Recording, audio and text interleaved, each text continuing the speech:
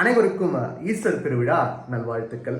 மேலும் ஒரு முறை உங்களுக்கு வாழ்த்துக்கள் சொல்லிக்கிறேன். ரொம்பவே நன்றி. தொடர்ச்சியா கடந்த 40 நாள் நம்ம எல்லோருமே ஒன்றா சேர்ந்து பயணித்து ஒரு புதிய வாழ்வை நோக்கி நம்ம பயணத்தை துவக்கி இருக்கின்றோம். இது ஒரு புதிய துவக்கம் என்று கூறலாம்.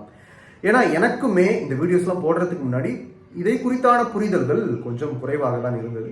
ஏதோ ஒரு ஆர்வத்தில் நான் இதை ஸ்டார்ட் பண்ணேன். ஆனால் மேலும் ஒவ்வொரு நாளுமே கடந்து செல்லும் பொழுது எனக்குள் இருந்த ஒரு ஆர்வமானது ஒரு தெளிவான பார்வையை நோக்கி போச்சு. ஏன்னா என்னுடைய நோக்கம் என்னவா இருந்தது அப்படின்னா, நம்ம வீடியோஸ் போட ஸ்டார்ட் பண்ணலாம், நமக்கு தெரிஞ்ச நற்செய்தி பணியை நம்ம செய்யலாம். ஏன்னா நான் கொஞ்சம் படிக்கிறேன், நான் கொஞ்சம் தெரிஞ்சுக்கிறேன், எனக்கு ஒரு புதிய பார்வை பிறக்கின்றது. அந்த ஒரு புரிதலையும் தெளிவையும் மக்களுக்கு நம்ம கொண்டு போய் சேர்க்க வேண்டும். இதன் மூலமாக இறைவார்த்தை பணியை நானும் செஞ்சது மாதிரி ஆகிடும். ஏன்னா எனக்குமே இறைவார்த்தை பணி செய்ய வேண்டும் என்று ரொம்பவே ஆர்வம். பட் நான் அதற்கான நேரமும் காலமும் கொஞ்சம் கம்மியாக இருக்கிறதுனால என்னால் என்ன முடியுமோ, என்னால் முடிஞ்ச ஒரு காரியத்தை ஊடகத்தின் வாயிலாக நம்ம செய்யலாம். நம்மளுக்கு அது நல்லா வரும் இல்லையா, பேசுறதோ இல்லை மாதிரி இந்த மாதிரி வீடியோ ஷூட் பண்ணி பண்ணுறதோ இதெல்லாம் கொஞ்சம் நல்லா வரும் அப்படின்ற ஒரு நோக்கத்தில் நம்ம இதை துவக்கணும்.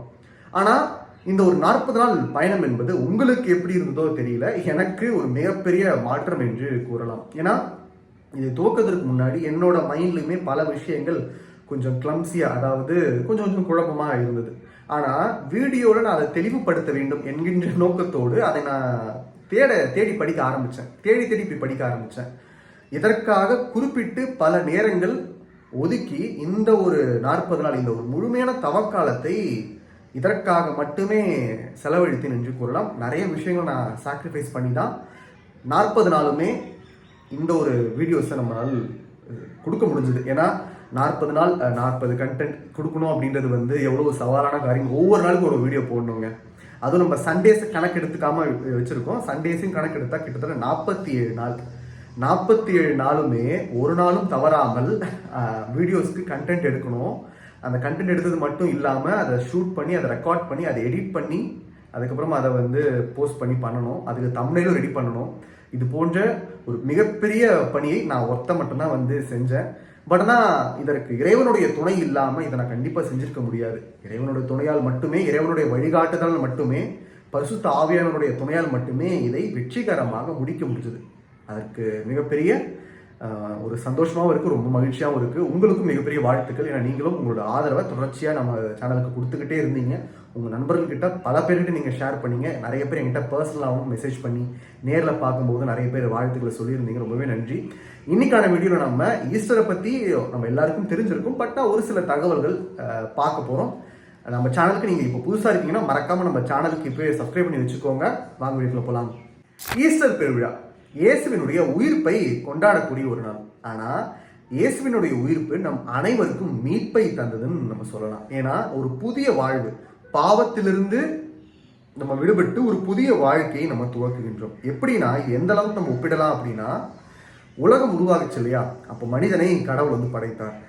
ஒட்டுமொத்த அந்த ஒரு படைப்புகள் அனைத்தையுமே தூய்மைப்படுத்தி அந்த ஒரு பாவ இயல்பு இருக்கு இல்லையா, ஏன்னா ஆதாம் ஏவாள் பாவம் செஞ்சாங்க. அந்த ஒரு பாவ இயல்பானது அதுக்கு அடுத்து வந்த அனைவர்கிட்டையுமே இருந்தது. அதிலிருந்து அவர்கள் தப்பிப்பதற்கு தான் திருமுழுக்கு கொடுக்கப்பட்டு வந்தது. ஆனால் நம்ம ஆண்டவர் இயேசு கிறிஸ்துவுக்கு பிறகு தந்தை மகன் தூய ஆவியின் பெயரால், தம திருத்துவத்தின் பெயரால் திருமுழுக்கு கொடுக்கப்பட்டு வருகின்றது. தம திருத்துவத்தின் வழியாக கொடுக்கப்படுகிற ஒரு திருமுழுக்கு மட்டுமே ஒரு நிலையான திருமுழுக்கு. அதன் பிறகு வந்த வாழ்க்கை தான் நமக்கு நிலையான வாழ்க்கை. ஏனென்றால் இன்றைக்கு பல இடங்கள்ல திருமுழுக்கை குறித்தான தவறான புரிதல்களும் தப்பறை கோட்பாடுகளும் நிலவிக்கிட்டு இருக்கு. ஆனால் திருமுழுக்கு என்பது ரொம்பவே சிம்பிள். பழைய பாவ வாழ்க்கையை நம்ம தூக்கி எரிஞ்சிட்டு அதை எப்படி இயேசு கிறிஸ்துவை சிலுவையில் அறைந்தார்களோ அது போலவே அந்த சிலுவையில் அறையப்பட்ட இயேசு நமது பாவங்கள், பழைய பாவங்கள், அந்த பழைய பாவங்களை நம் திருமுழுக்கில் அறைகின்றோம். அதை அரைஞ்சிட்டு அதுக்கப்புறம் ஒரு புது வாழ்க்கையை நம்ம எடுக்கிறோம் இல்லையா, பாவ இயல்பை சிலுவையில் அறைந்து விட்டு ஒரு புதிய பிறப்பு எடுத்து ஒரு புதிய வாழ்க்கையை நம்ம அடைகின்றோம். அதுதான் திருமுழுக்கு. இந்த ஒரு ஈஸ்டர் பெருவிழா கூட அதற்காக தான் இருக்கின்றது. நமது ஆண்டவர் இயேசு கிறிஸ்துவனுடைய பிறப்பை ஒட்டி இந்த ஒரு ஈஸ்டர் பெருவிழாவை நம்ம கொண்டாடுகின்றோம். நம் அனைவருக்கும் ஒரு புதிய பிறப்பினுடைய ஒரு நாள். இன்னும் சொல்ல போனோம்னா நம்ம எல்லாருக்குமே ஒரு பர்த்டே நம்ம சொல்லலாம். ஏனென்றால் பாவ வாழ்க்கையிலிருந்து நம்ம மீண்டு எழுந்து ஒரு புதிய வாழ்க்கையை நம்ம பெறுகின்றோம். விண்ணக கதவுகள் நமக்காக திறக்கப்பட்டிருக்கின்றன. ரோமேயர் அதிகாரம் எடுத்துக்கோங்க, அதிகாரம் 6 இறைவசனம் 3. திருமுழுக்கினால் கிறிஸ்து இயேசுவோடு இணைந்திருக்கும் நம் அனைவரும் அவரோடு சாவிலும் அவரோடு இணைந்திருக்கின்றோம் என்பது உங்களுக்கு தெரியாதா? இறந்த கிறிஸ்துவை மாட்சிமிகு தந்தை உயிர்த்தெழ செய்தார். அவ்வாறு நாமும் புதுவாழ்வு பெற்றவர்களாய் வாழும்படி திருமுழுக்கின் வழியாய் அவரோடு அடக்கம் செய்யப்பட்டோம். அவர் இறந்தது போலவே நாமும் அவரோடு ஒன்றித்து இறந்தோமெனில் அவர் உயிர்த்தெழுந்தது போலவே நாமும் அவரோடு ஒன்றித்து உயிர்த்தெழுவோம். நாம் இனிமேல் பாவத்திற்கு அடிமைகள் இராதபடி நம்முடைய பழைய மனித இயல்பு அவரோடு சிலுவையில் அறையப்பட்டிருக்கின்றது. இவ்வாறு பாவத்திற்கு உட்பட்டிருந்த நம் இயல்பு அழிந்து போகும். இது நமக்கு தெரியும். ஏனெனில் இறந்தோர் பாவத்தினின்று விடுதலை பெற்றுவிட்டனர் அன்றோ. கிறிஸ்துவோடு நாம் இறந்தோமாயின் அவரோடு வாழ்வோம் என்பதே நாம் கொண்டுள்ள நம்பிக்கை. இறந்து உயிருடன் எழுப்பப்பட்ட கிறிஸ்து இனிமேல் இறக்க மாட்டார். இனி அவர் சாவின் ஆட்சிக்கு உட்பட்டவர் அல்ல என நாம் அறிந்திருக்கின்றோம். அவர் இறந்தவர் பாவத்தை ஒழிக்க ஒரே ஒரு முறை இறந்தார். இப்போது அவர் வாழ்கின்றார். அவர் கடவுளாகவே வாழ்கின்றார். இந்த ஒரு இறைவசனம் போதும் நம்ம ஈஸ்டர் பெருவிழாவை முழுமையாக புரிந்து கொள்வதற்கு. பழைய மனித இயல்பன என்ன? ஆதாம் ஏவாள் பாவம் செஞ்சாங்க, கடவுளுக்கு கீழ்ப்படியாம பாவம் செஞ்சாங்க. அந்த ஒரு கீழ்ப்படியாம இருக்கு இல்லையா, அந்த கீழ்ப்படியாமையினுடைய ஒரு வெளிப்பாடுதான் மனிதர்களுடைய பாவ இயல்பு. அந்த ஒரு பாவ இயல்பு ஆனது மனிதர்கிட்ட பொதுவாகவே இருக்கும். இந்த ஒரு பழைய பாவ இயல்பு இருக்கு இல்லையா, இந்த ஒரு பாவ இயல்பு என்பது ரொம்பவே கொடியது. ஏனென்றால் அந்த ஒரு பாவ இயல்போடவே ஒரு மனிதன் வளர்கின்றான், வாழ்கின்றான் என்றால் அவன் விளிம்பி நிலையில் இருக்கின்றான். ஈஸியா அவனை சாத்தான் அட்டாக் பண்ணி அந்த ஒரு பாவத்திலும் மரணத்திலும் விழச் செய்து அவனுக்கு நிலைவாழ்வை கிடைக்காம செய்வதற்கான வழிகள் பல இருக்கின்றன. திருமுழுக்கு இல்லாமல் நிலைவாழ்வு கிடையாது, அது உறுதி.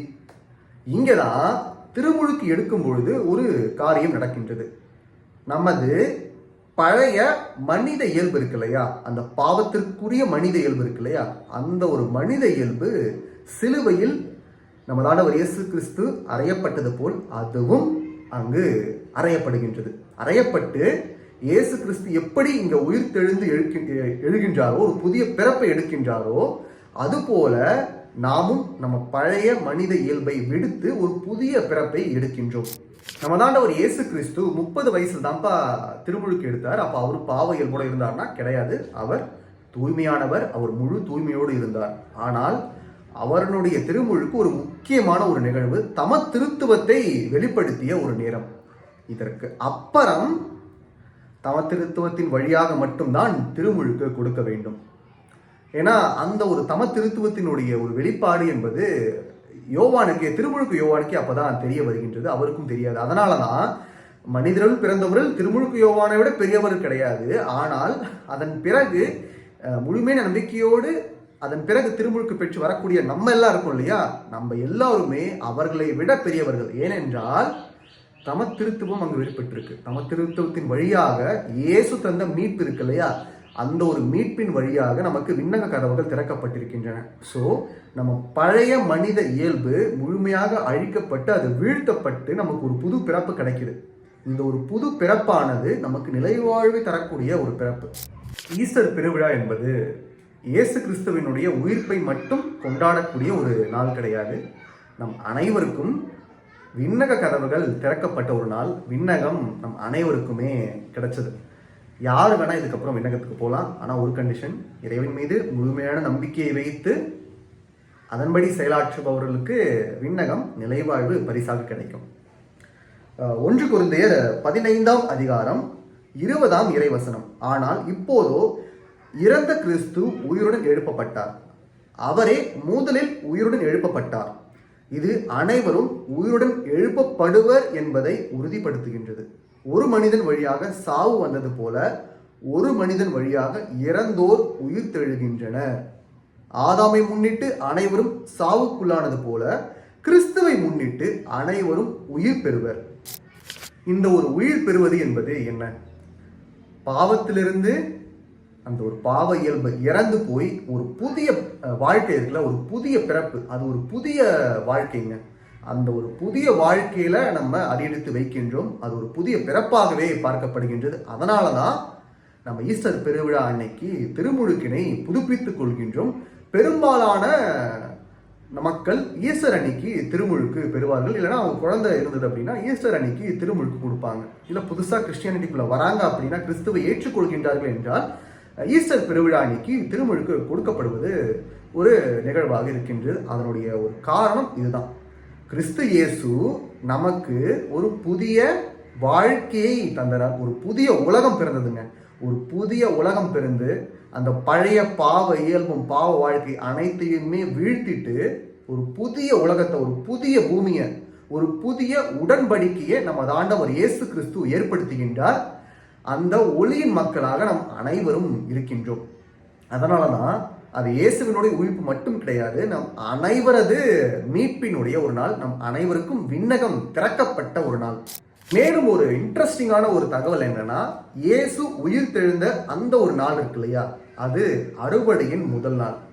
யூதர்கள் தாங்கள் அறுவடை செய்த பொருட்களை இறைவனுக்கு கொடுக்கக்கூடிய ஒரு நாள். அந்த ஒரு முதல் கனியினை, ஃபர்ஸ்ட் ஃப்ரூட் அப்படின்னு சொல்லுவாங்க, அந்த ஒரு முதல் கனியினை இறைவனுக்கு கொடுத்து விட்டு மேலும் அதன் பிறகு வரக்கூடியது அவர்களுக்கு மேலும் நிறைய வாழ்க்கை, ஒரு வாழ்க்கையில செழிப்பை தரக்கூடிய ஒரு நாள். அந்த ஒரு முதல் கனியாக இங்கே இருக்கக்கூடியவர் நம்ம ஆண்டவர் இயேசு கிறிஸ்து. லேவியர் அதிகாரம் எடுத்துக்கோங்க. அதிகாரம் 23 இறைவசனம் 9. ஆண்டவர் மோசேயிடம் கூறியது, இஸ்ரேல் மக்களிடம் நீ சொல்ல வேண்டியது, நான் உங்களுக்கு கொடுக்கும் நாட்டில் நீங்கள் வந்து அறுவடை செய்யும் பொழுது அறுவடையின் முதல் விளைச்சலான ஒரு கதிர்கட்டினை குருவிடம் கொண்டு வர வேண்டும். உங்கள் சார்பாக ஏற்கத்தக்கதாக குரு அது தானிய கதிர்கட்டினை ஓய்வு நாளுக்கு பின் வரும் அடுத்த நாளில் ஆண்டவரின் திருமுன் ஆரத்தி பலியாக்குவார். இங்கே நம்ம ஆண்டவர் இயேசு கிறிஸ்து முதல் கனியாக அறுவடை செய்யப்பட்டு இறைவனுக்கு பலியாக ஒப்பு கொடுக்கப்பட்டார்.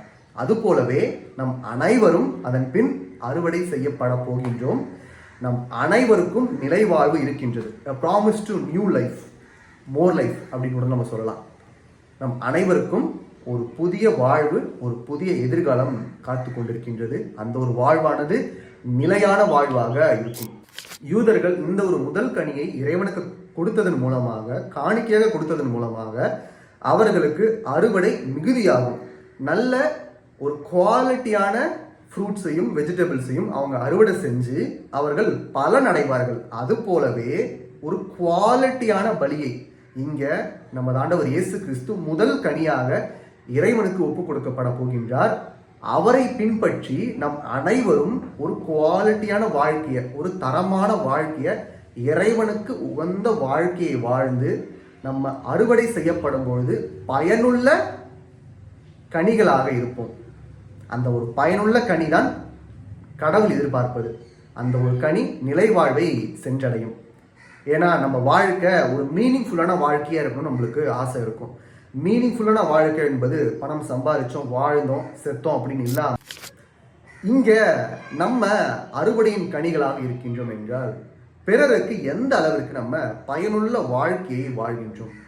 நம்ம வாழ்ந்தோம், நம்ம சம்பாதிக்கிறோம், நம்ம செலவு பண்றோம், நம்ம குடும்பத்துக்காக வாழ்றோம் அப்படின்னு மட்டும் இல்லாம இந்த ஒரு சமுதாயத்திற்காக, இந்த ஒரு உலகத்திற்காக எந்த அளவிற்கு நம்ம பயனுள்ளவர்களாக இருக்கின்றோம். ஏனென்றால் அறுவடையின் கனி, ஒரு கனி, ஒரு காய் இருக்கு அப்படின்னா அந்த ஒரு காய்கனியை உட்கொண்டு மனிதர்கள் வலிமை அடைகின்றார்கள், இல்லை உயிரினங்கள் அதை உண்டு வலிமை பெறுகின்றன.